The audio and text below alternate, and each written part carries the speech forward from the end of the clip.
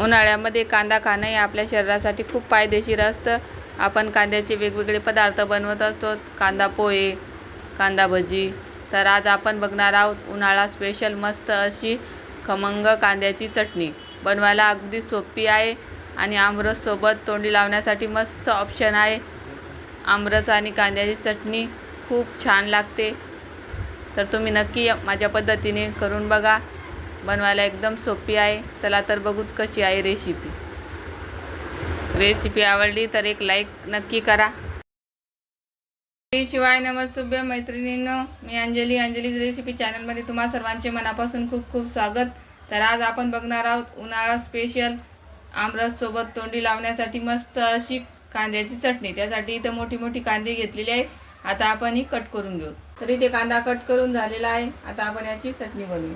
इथे कढईमध्ये 2 पळी तेल घातलंय। तेल गरम झालं, आता आपण याच्यामध्ये मोहरी घालू।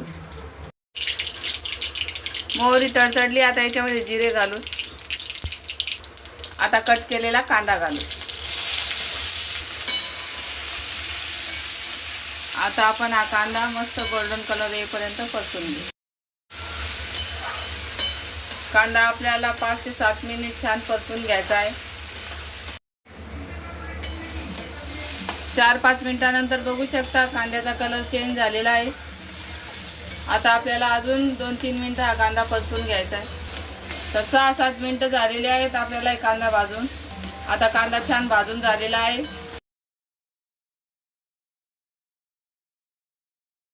मीठ टाकून घ्यायचं चवीपुरतं।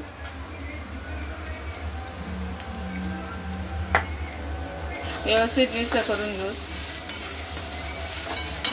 आता गॅसची फ्लेम थोडीशी लो करायची। याच्यामध्ये गरजे इतकं लाल तिखट घालू।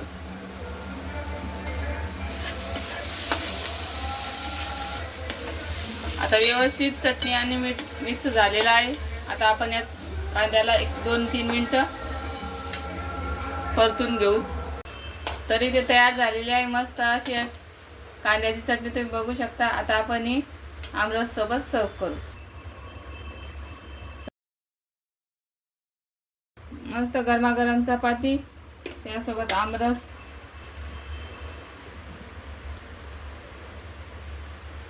आणि मस्त गरमागरम कांद्याची चटणी।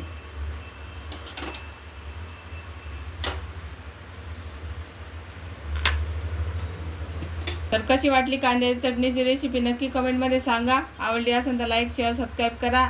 अशाच नवीन नवीन रेसिपी बघण्यासाठी माझ्या चॅनलला सबस्क्राईब करा। धन्यवाद।